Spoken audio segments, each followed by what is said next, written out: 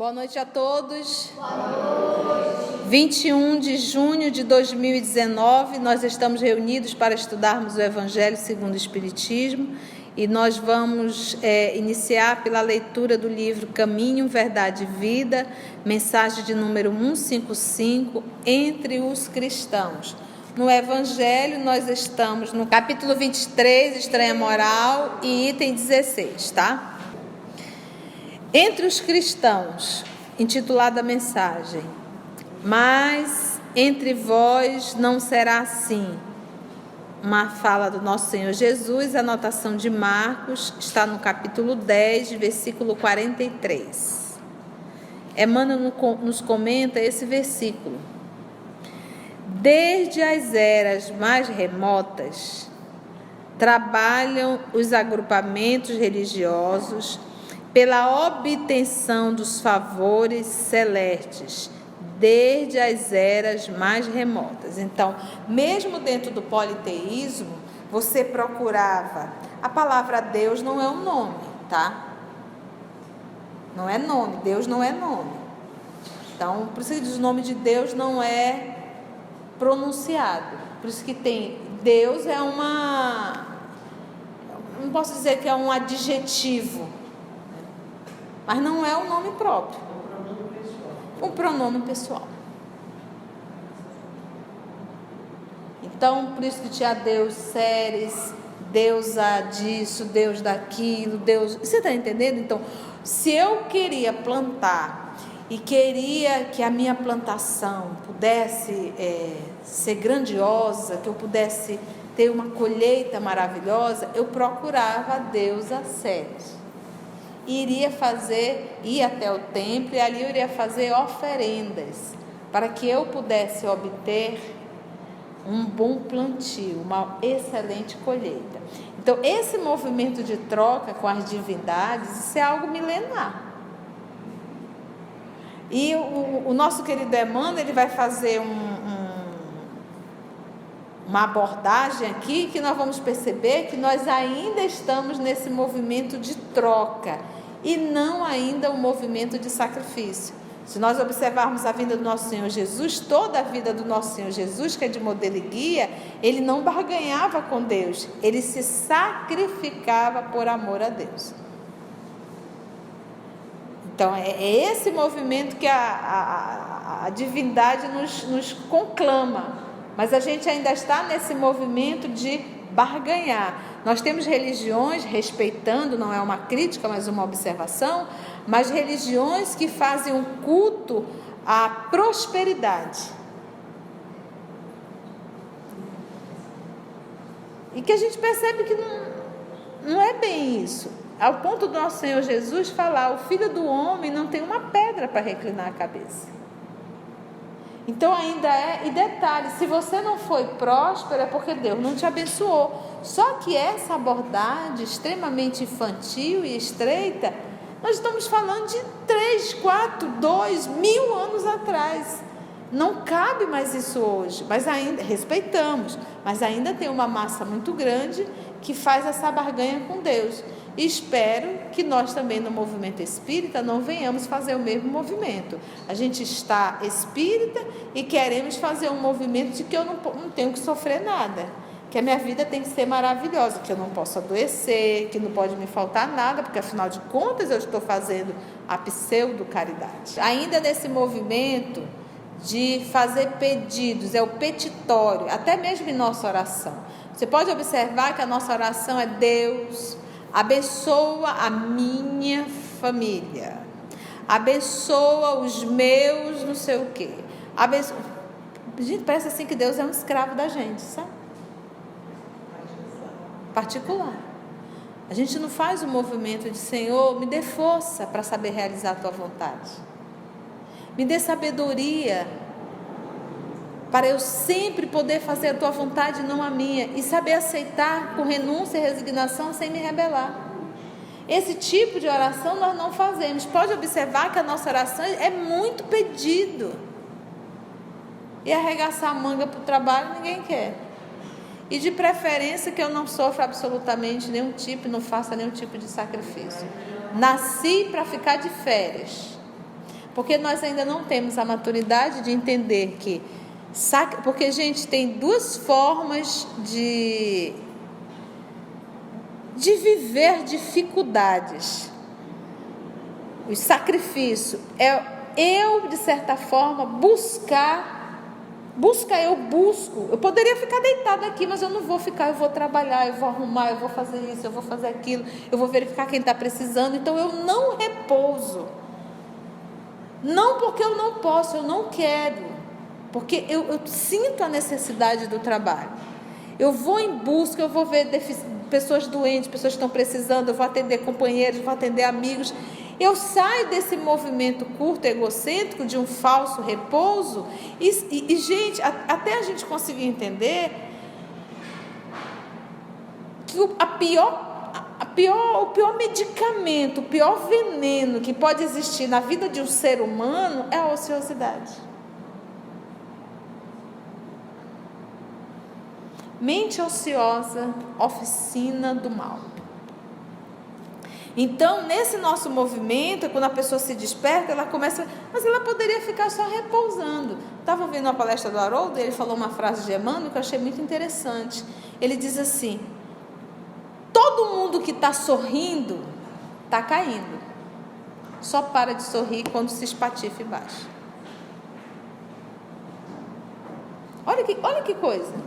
Pensa assim, tu está no andar, 20º andar... Tu está caindo. Quando tu está caindo, está tudo bem. Quando tu perceber que tu te espatifou lá embaixo, aí você para de sorrir. Então assim somos nós. A gente vai caindo a nível moral e a gente está achando ótimo. Deixa se espatifar lá embaixo.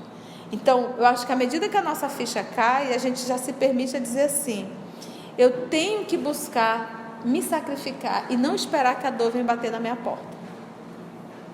Porque é melhor eu ir consolar do que eu esperar o consolo vir me pegar quando eu estiver já doente, já espatifada no chão. Entendeu isso? E essa maturidade da gente dizer assim, eu acho que é tão simples, não é difícil. Eu estou num planeta de provas, todo espírita sabe disso. Eu estou num planeta, e nós espíritas sabemos muito mais isso. Eu estou num planeta que ora eu estou passando por prova, ora eu estou passando por expiação. Não é um planeta de repouso. Então, ou seja, ou eu vou estar passando por provas, ou eu vou estar passando por expiação. Repouso não. Agora, pode acontecer de eu não estar passando por prova, de eu não estar passando por expiação e eu estar caindo. Caindo nas minhas escolhas, que pode ser de estagnação ou de prazeres exacerbados. Entendemos? Nem estou prova e nem estou expiação, estou arrumando encrenca, estou caindo. Entendeu?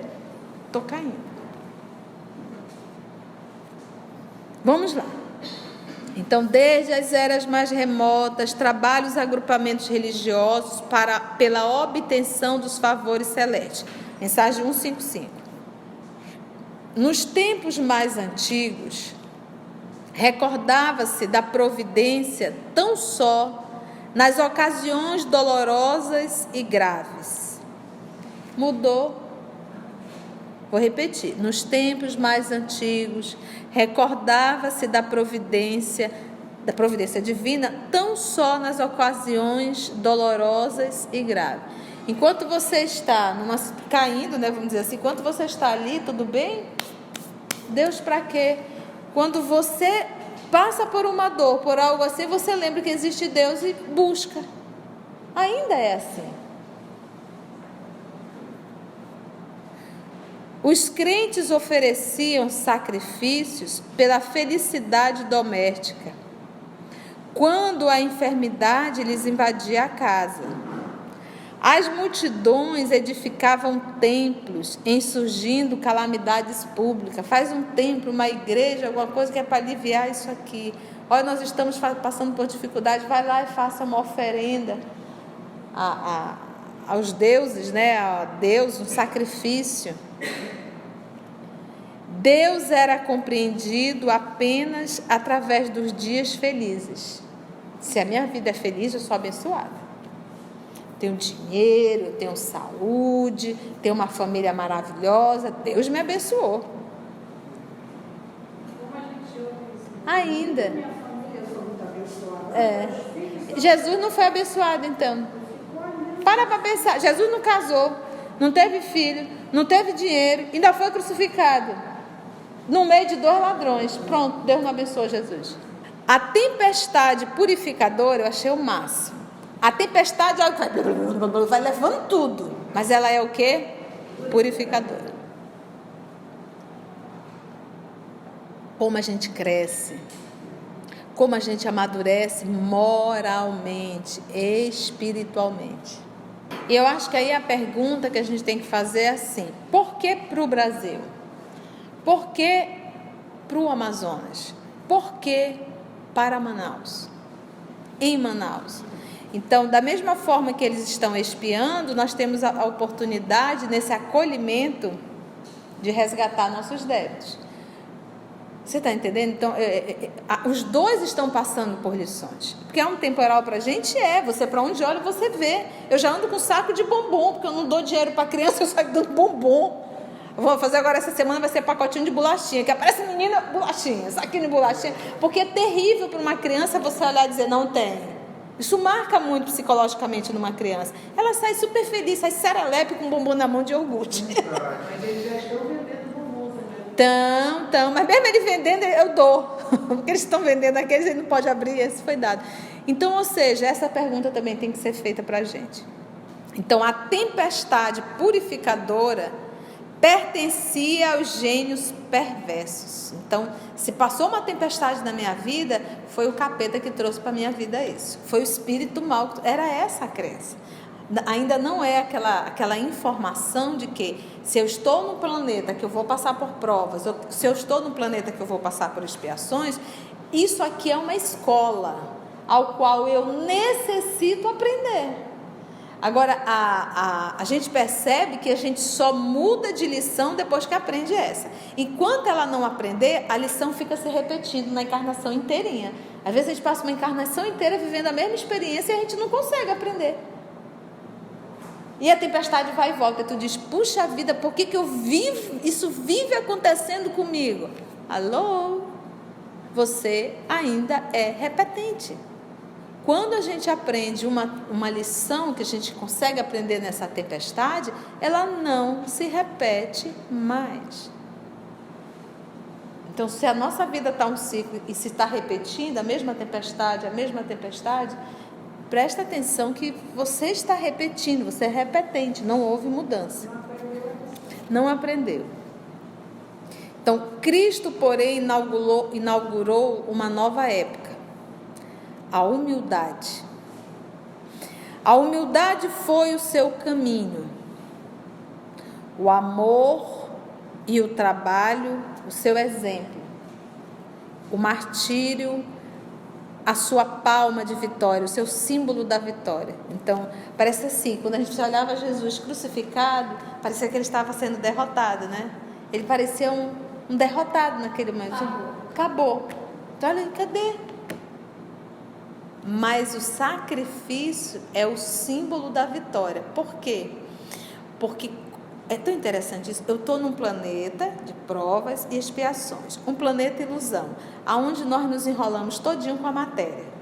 Onde nós nos enrolamos todinho com os prazeres. Enrolando eu não estou. Se embanando eu estou. E a gente está se embanando, né, nessa encarnação. A gente já vem há milênios se embananando com as mesmas besteiras. E a nossa ficha ainda não caiu. Tá, você vem e se bola todo, É só parar para pensar. O sacrifício eu sacrifiquei prazer, eu sacrifiquei o lado material e disse através do meu sacrifício, isso aqui não tem nenhuma influência sobre mim. Esse é o símbolo da vitória, ou seja, eu zerei o jogo. Eu fui aonde eu tinha que chegar. Qual era a lição? Matéria não exerce nenhuma influência sobre mim. Eu comando a matéria não me comanda. Se tiver de perder, comanda. Se tiver de perder, eu perco. Eu não tenho problema nenhum. Se tiver de dar, eu dou. Essa é a lição. E Jesus, na cruz, ele disse assim: olha, eu dei a minha vida, que não era minha, era de Deus, porque a vida não é nossa, é de Deus. A vida não nos pertence. Não nos pertence. A vida não nos pertence. A vida é um empréstimo divino, que eu tenho que prestar contas. Por isso que eu tenho que prestar contas do que eu tenho feito da vida que Ele me emprestou. Por que ela não é nossa? Porque é aquilo que eu sempre falo. Gente, a qualquer hora Ele nos tira daqui. A qualquer hora. A qualquer hora. Então a vida não nos pertence e logo eu tenho que prestar conta com Ele. E essa vida aqui, ela é a vida ilusão. Na verdade, quando nós reencarnamos, a gente morre. Quando a gente desencarna, a gente volta a viver. Porque estar encarnado no corpo físico, nós morremos 90%. Porque a gente só utiliza 10%. A nossa essência verdadeiramente, a gente não utiliza aqui na Terra. A gente fica limitado, a gente se comporta como bicho, mesmo tendo a nossa essência animal. Mas o convite do nosso Senhor Jesus é que nós possamos estar no corpo e nos espiritualizarmos. O martírio, o símbolo de vitória, deixou a compreensão de que, entre os seus discípulos, o princípio de fé jamais será o da conquista fácil, de favores do céu, mas sim o quê? Mas o de esforço ativo pela iluminação própria e pela execução dos desígnios de Deus, execução dos desígnios de Deus para com o outro. Então, primeiro para comigo, essa minha edificação própria. E, gente, a gente diz assim, quando não é egoísmo, meus irmãos, se nós nos aperfeiçoarmos, será uma alegria conviver com a gente. Porque nós não seremos chatas, antipáticas, irritantes, fofoqueiras, nada. Então, se eu faço a minha reforma íntima, se eu me torno um ser humano melhor, eu sou uma pessoa melhor. Estou vivendo o Evangelho. Naturalmente, eu vou fazer isso aqui, executar os desígnios de Deus. Então, quando eu digo foco em si, é foco na nossa reforma moral. Se eu me preocupar com isso, buscar em primeiro as coisas de Deus, as demais nos será dada por acréscimo. E buscar primeiro as coisas de Deus é o Deus que está em mim, que eu nego em minhas atitudes.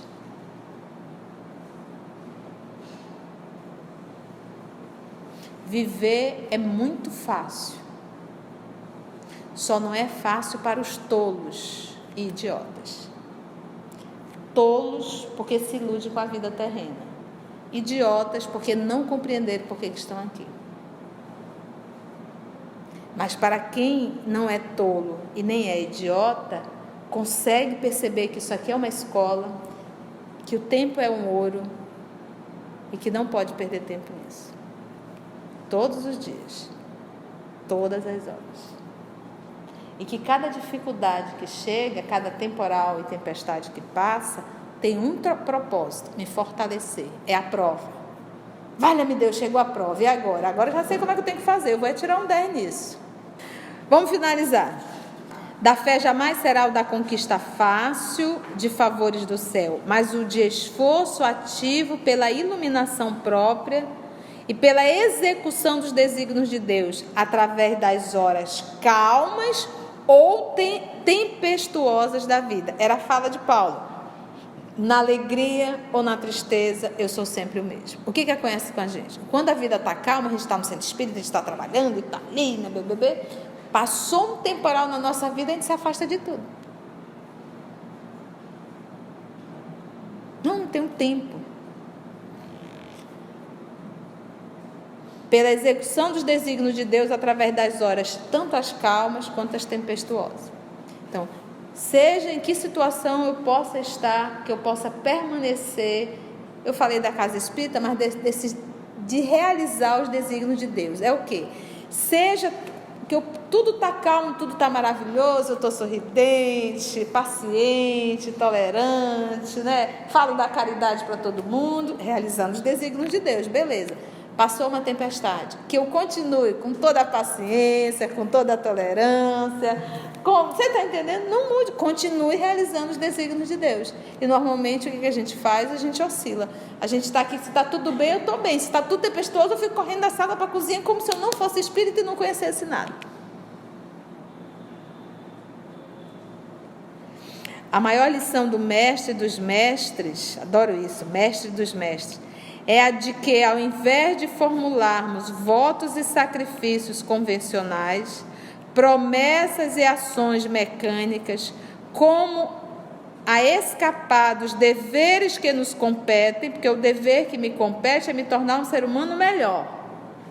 Não é estar fazendo respeito, mas não dá para estar barganhando com Deus mais, que nos compete. Constitui-nos obrigação primária, de primeira, entregarmos-nos humildes aos sábios imperativos da providência, entregarmos-nos humildes aos sábios imperativos da providência, submetendo-nos à vontade justa e misericordiosa de Deus, para que sejamos aprimorados em suas mãos.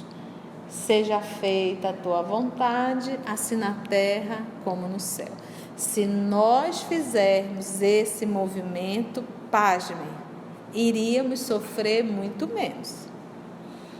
Porque se nessa encarnação a minha ficha tivesse caído desde o início e eu me tornasse dócil à vontade do Pai, eu teria evitado inúmeros desabores na minha vida. Então, se a gente acha que submeter à vontade de Deus é sofrer mais, não é.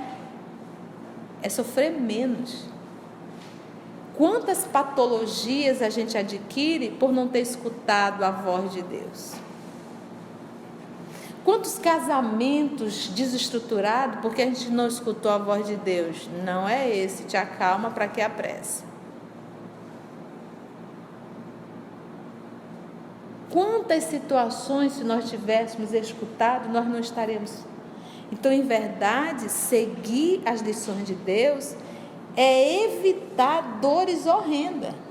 Porque as provas que o papai manda são suaves. Mas a encrenca que a gente arruma são expiações dolorosíssimas. Então, mais uma vez a gente pensa, realizar a vontade do Pai é ser sábio. Ir contra a vontade dele é ser um tolo e ignorante. Faz sentido? Alguma dúvida sobre o livro Caminho, Verdade e Vida? Lembrando que o nosso estudo do Evangelho já está no canal do YouTube, tá? EOS Manaus. Temos tanto o livro dos médios, já temos o Evangelho e temos também a Caminho da Luz. Item 16. Quando Jesus diz, não creiais que eu tenha vindo trazer a paz, mas sim a divisão, seu pensamento era este, abre aspas, não creiais que a minha doutrina se estabeleça pacificamente. Ela trará lutas sangrentas, tendo por pretexto o meu nome. Aí a gente vê as cruzadas, nós vamos ver as guerras santas, nós vamos ver o período da Inquisição. E usando o nome dele. Porque os homens não me terão compreendido ou não terão querido compreender-me. Os irmãos, separados por suas respectivas crenças, desembainharão a espada um contra o outro. e a divisão reinará no seio de uma mesma família, cujos membros não partilhem da mesma crença. Vim lançar fogo à terra para livrá-la dos erros e dos preconceitos. Do mesmo modo que se põe fogo a um campo para destruir nele as ervas más, e tenho pressa de que o fogo se acenda para que a depuração seja mais rápida, visto que do conflito a verdade sairá triunfante. A guerra sucederá à paz, ao ódio dos partidos, a fraternidade universal. As trevas do fanatismo, a luz da fé esclarecida. Então, quando o campo estiver preparado, eu vos enviarei o Consolador, o Espírito de verdade, que virá restabelecer todas as coisas, isto é, que dando a conhecer o sentido verdadeiro das minhas palavras, que os homens mais esclarecidos poderão enfim compreender, porá fim à luta fratricida que divide os filhos do mesmo Deus. Cansados, afinal, de um combate sem resultado, que traz consigo unicamente a consolação e a perturbação até o seio das famílias, os homens reconhecerão onde estão os seus verdadeiros interesses, com relação a este mundo e ao outro. Verão de que lado estão os amigos e os inimigos da tranquilidade deles. Todos, então, se abrigarão sobre a mesma bandeira. Qual é a bandeira? A da caridade. E as coisas serão restabelecidas na terra, de acordo com a verdade e os princípios que vos tenho ensinado. Porque, gente, todas as... Não creais que eu tenha vindo trazer a paz, mas sim a divisão. Gente, toda essa muvuca que a gente passa, essa situação difícil, é a escolha do terráqueo. Isso aqui era para ser uma maravilha, se a gente soubesse viver compartilhando. Mas como nós somos egoístas, a gente só quer reter, e o resto que se dane. Aí tá essa confusão que tá. Um matando o outro, um roubando o outro, um destruindo o outro. Troca, né? Vamos ver o 17? O Espiritismo vem realizar, na época prevista, as promessas do Cristo. Entretanto, não pode fazer sem destruir os abusos. Como Jesus, ele se defronta, ele vai falar agora do Consolador, que é a terceira revelação.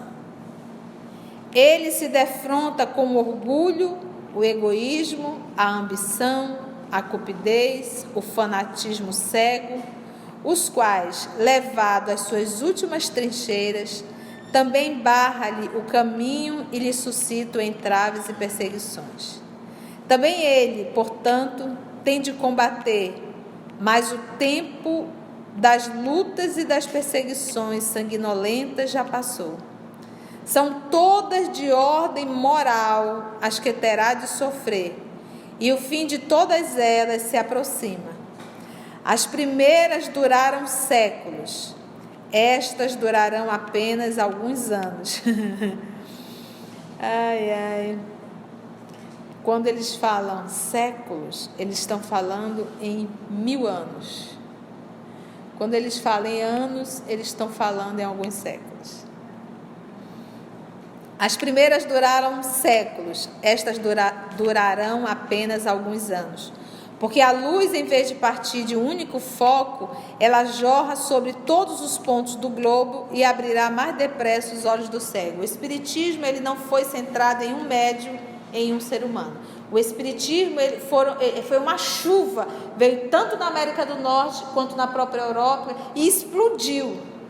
Foi algo que explodiu, porque era o momento chegado. Quando os homens não mais falarem, as pedras falarão. É a terceira revelação. E aí eu fico às vezes a me perguntar não, eu fico a refletir. quando o nosso Senhor chegou, apesar de todos os avisos dos profetas, ninguém o identificou. Poucos. A massa buscou o nosso Senhor Jesus por conta das curas, que fazia parte da revelação do Messias, que ele iria realizar curas. E ninguém o identificou e o crucificaram de forma muito cruel. E ao sair, ele deixou bem claro que enviaria um Consolador que ficaria eternamente em vós. Eternamente conosco. Que o Espírito de verdade iria recordar tudo que ele havia dito e falar outras mais. Estará em vós e com ele eu estarei. Então, nesse movimento, me chega novamente a terceira revelação, aproximadamente quase 19 séculos depois, 18 séculos. É interessante que de Moisés a Jesus é em torno de 1400 a 1500 séculos. 15 séculos. 1500 anos. De Jesus a Kardec são 18 séculos. 1800 anos. Então, olha o tempo que leva de uma revelação para outra. E chegou o Consolador prometido e não foi diferente. Da mesma forma que trataram Jesus, estão tratando o Consolador. Chama a gente de demônio, né? Que a gente evoca os mortos, que isso é uma mentira, e que isso... Hoje está tranquilo, ser espírita hoje até chique. Virou algo chique, né? Intelectual. Mas na época do nosso querido Chico, no início do século XX, ele passou um aperreio. Ele, Doutor Bezerra, Ivone, Eurípedes. Na época de Kardec, então. A época de Kardec era a briga, de certa forma, com a ciência e com a religião. Mas Kardec nunca se colocou numa condição de confrontar. Nós podemos discutir, mas jamais disputar. Agora, Chico veio numa condição de médium. Eu vejo os espíritos, eu falo com os espíritos me mandam cartas.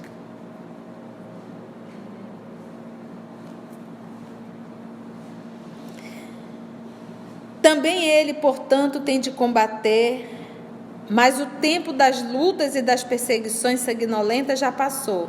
São todas agora de ordem o quê? Moral. Porque hoje a melhor forma de divulgar o espiritismo é a nossa conduta. E a pior forma de denegrir o espiritismo é a conduta do espírito. E fulano, isso é uma praga. Pensa no capeta. Aí alguém vai pular. E é espírita. Como também vai dizer, nossa, fulano é tão doce, tão bem, mas menina, que pessoa legal, né? Menina, diz que ele é espírita lá, né? E a pessoa até fica com vontade de conhecer, porque faz tão bem. Então, a divulgação do espiritismo é a nossa conduta. Pode ser tanto uma divulgação positiva, quanto também uma divulgação negativa. As primeiras duraram um século e essas durarão apenas alguns anos, né? Vou só finalizar, tá? Essas palavras de Jesus devem, pois, estender-se com referência às cóleras que ele previa que a sua doutrina suscitaria, aos conflitos momentâneos, a que ia dar causa às lutas que teria de sustentar antes de se estabelecer, como aconteceu aos hebreus antes de entrarem na terra prometida, e não como decorrente de um desígnio premeditado de sua parte de semear a desordem e a confusão. O mal viria dos homens e não dele. Porque quando Jesus falou, mesmo quando nós formos estudar um pouquinho os 40 da Galileia, na obra Boa Nova, e se nós formos estudar o próprio Evangelho, o Novo Testamento, quando Jesus realizava o convite, e quando momentos antes dele ser assassinado, Jesus falando o que os discípulos iriam passar, naquela hora o discípulo ia dizer, Senhor, posso desistir? Porque em nenhum momento nosso Senhor Jesus falou que seria fácil, que eles seriam protegidos, que teriam muita prosperidade. E o nosso Senhor Jesus vai dizer: quer me seguir? Negue a si mesmo. Toma a tua cruz e siga-me. Jesus nunca iludiu ninguém.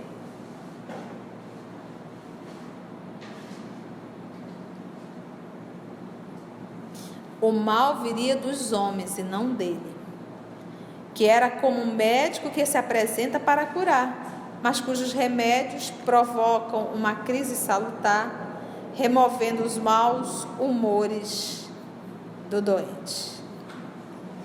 E aí assim nós finalizamos mais um capítulo, e a próxima semana nós vamos iniciar: não ponhais a candeia debaixo do alqueire. Alguma colocação em relação ao tema, ao estudo? Eu tenho uma dúvida, não em relação exatamente ao estudo, mas na questão do Espírito de verdade. Alguns dizem que o Espírito de verdade é ele próprio, né? Outros dizem que não. Então há uma certa controvérsia. Seria ele falando dele. Nossa irmã Beth está perguntando se, porque nesse texto que a gente acabou de ler, alguém falando do Espírito de verdade, o nosso querido Kardec coloca, é o próprio Jesus falando. Nós vamos observar, e a Beth falou assim: há uma controvérsia, que há um grupo que diz que o Espírito de verdade seria Jesus e outro que não seria Jesus. O grupo que diz que é Jesus, eu acredito que é o grupo que já estudou as obras básicas, porque está na obra básica.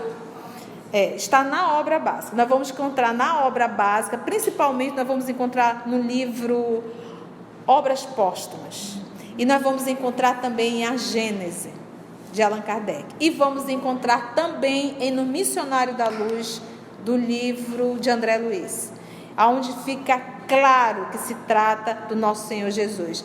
E bastaríamos ler a introdução do Evangelho segundo o Espiritismo, assinado pelo Espírito de verdade, para identificarmos o nosso Senhor.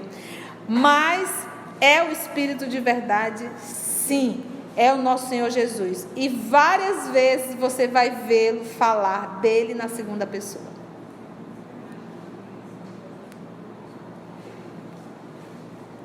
Estarei convosco até o fim dos tempos. Ele nunca saiu daqui.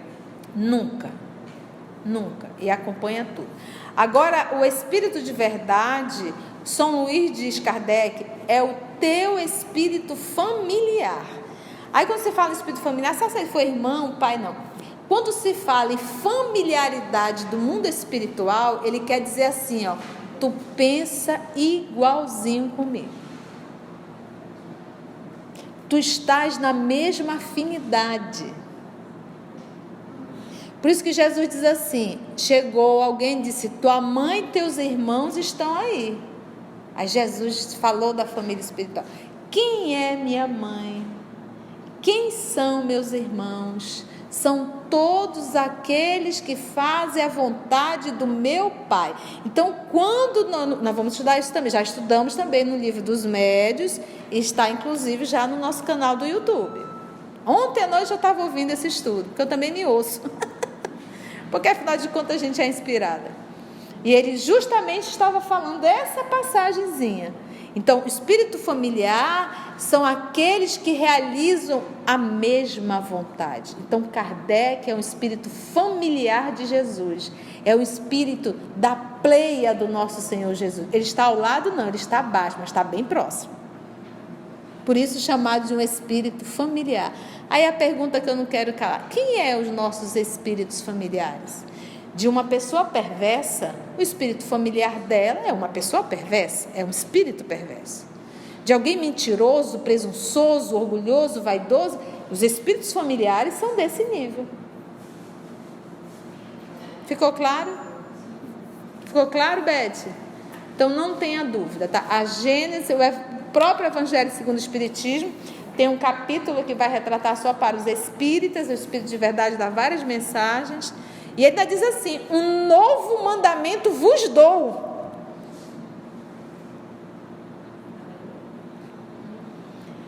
Um novo mandamento vos dou. Amai-vos uns ao espírita.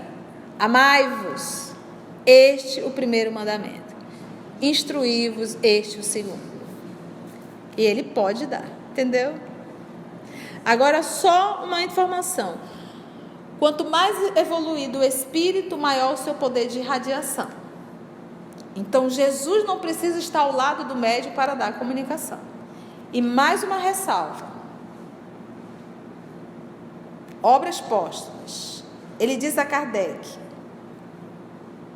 uma vez por mês, 1/4 de hora, estarei disponível para te responder. Gente, uma vez por mês, 15 minutos.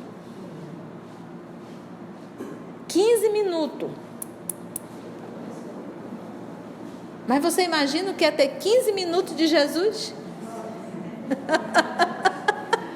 Depois de milênios, agora imagine 15 minutos. São essas mensagens que nós estudamos aí do Espírito de verdade. Então, como desdenhar esse material, gente? Como desdenhar? O que nos falta é estudar, né? Beijo no coração, vamos fazer a nossa prece de encerramento.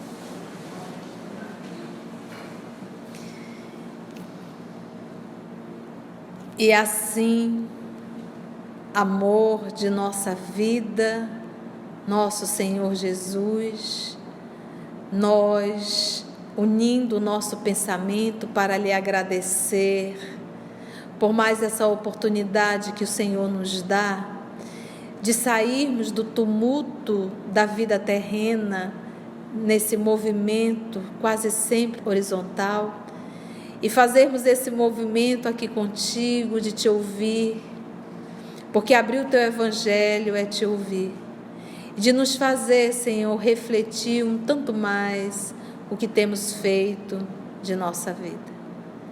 O nosso sentimento é de gratidão, e te fazemos um pedido, Senhor. Nos ajude a nos tornarmos instrumento da vontade de Deus, nosso Pai, da tua vontade. Que o nosso olhar, o nosso abraço, a nossa fala pode ser sempre no movimento de amor, Jesus. Muito obrigada, divino amigo.